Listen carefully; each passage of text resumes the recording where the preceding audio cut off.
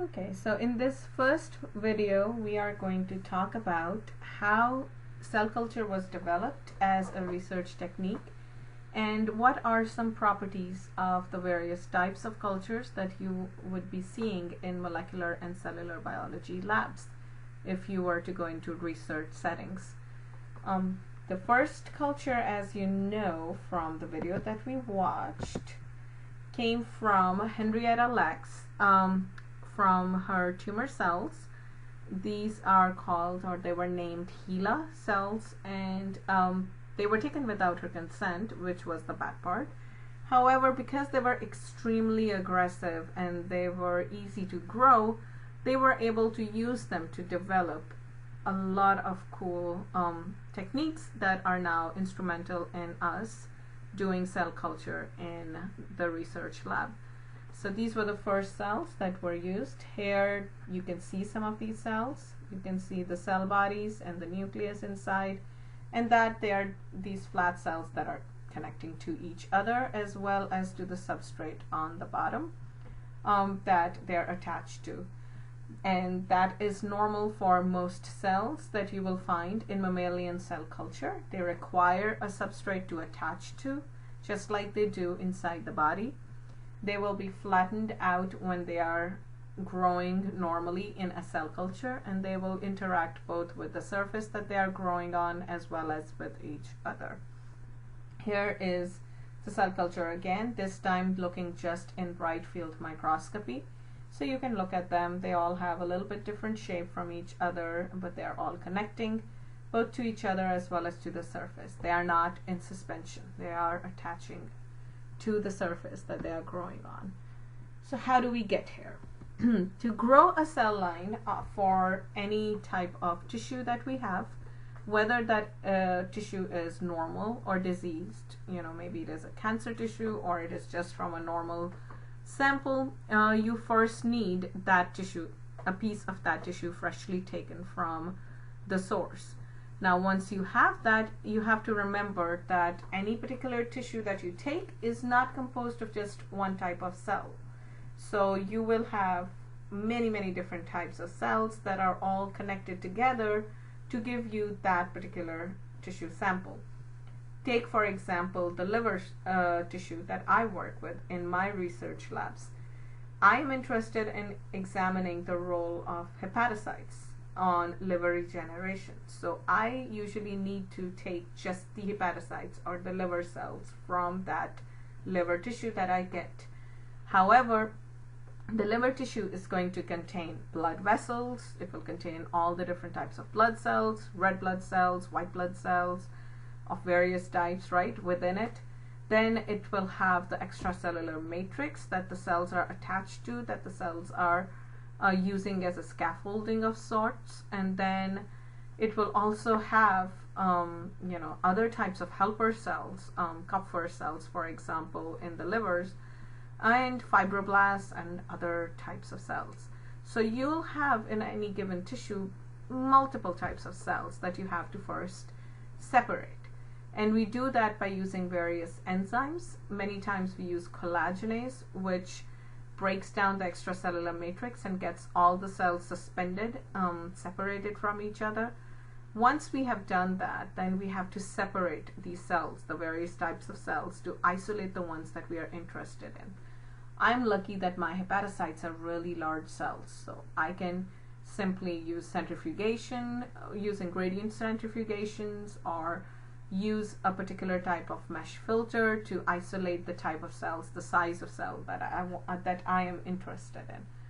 Once you have a clean, isolated cell culture, cell suspension, you can then culture it. That first culture that you create is called a primary cell culture. The primary cell culture is the closest thing that you can get to the actual body conditions that you get inside the body, right? So a primary cell culture can be derived from an animal tissue, from embryo or adult, doesn't matter. It could be normal or cancerous, or from a diseased tissue. Any one of those systems will work. We can culture it as a tissue explant, where we just take a little slice, a very thin slice of tissue, and culture that, where it will contain all various types of cells that are present within that tissue. Or we can do what I do, which is to isolate the types of cells that I'm interested in, get a clean population, and then grow them as single cell cultures. Once you grow them, you will find that initially, no matter how much cleanup you do, you will find that it is heterogeneous. And there will be some fibroblast and other cells from the extracellular matrix still remaining within that culture. And if you do not take care of it properly, it will become overpopulated with some of these other cells, regardless of which ones it is that you want. So you do have to play around with it a little bit in the beginning. These cells will have a finite lifespan in vitro. Now, in vitro is a term that you should understand and know for future purposes. We will come back to it again and again. In vitro essentially means that these cells are grown outside their normal environment in a lab setting. In contrast, when we are talking about studying a particular cell within the body in its native environment, it is called in vivo. So in vivo would be when you are looking at a particular cell culture or particular cell inside the body in its native environment, and in vitro is what we are going to be doing. That is looking at these cells outside their normal environment in the research setting using the tools that we have. However, since they have just been taken out, they will retain their differentiated phenotype and they will be behaving as close to our body's normal system as you can get. They will all be usually anchorage dependent, so they require a substrate to attach to, and they exhibit contact inhibition. Now, once they grow and they cover the entire plate or culture system that we are using, we have to continue to provide them with new space so they can continue to grow. The process by which we do that is called subculture or passaging of cells. So when we passage the cells, we essentially take them and we split them and divide them into two separate areas so that they have more space to grow. Now, these cultures, once they've been subcultured, are called secondary culture.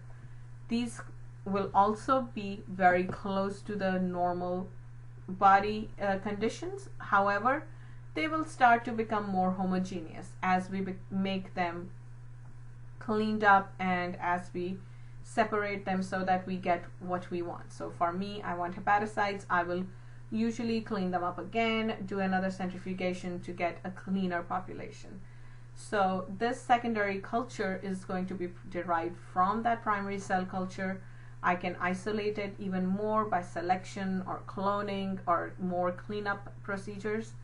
This one will also retain all differentiated phenotypes like the normal condition and show all the other conditions similar to how things are inside the body. However, this one will also have a finite lifespan. So normal body cells, if there is nothing wrong with them, can only grow about 40 to 60 replications before these cells are going to reach senescence and they will no longer divide. At that point, they will continue to perform their normal duties until they are too old and are unable to do so or damaged, at which point they will undergo programmed cell death or apoptosis. To continue to grow cells in culture, we have to either immortalize them by creating a mutation and make them transformed, or we can look for cells that have transformed themselves spontaneously and thus become immortalized. Those cells are then able to stay for a lot longer in culture conditions and can be made into cell lines, which we study long-term in culture. We can also create single cell isolation for cancer cells and make what we call cloner cell lines, where each cell is exactly the same within that cell line, genetically, as we look at that. So these are the various types of cultures that we can get. These cultures that are actual cell lines are going to have homogeneous cell population, but they are going to be genetically unstable. So we have to be careful with that.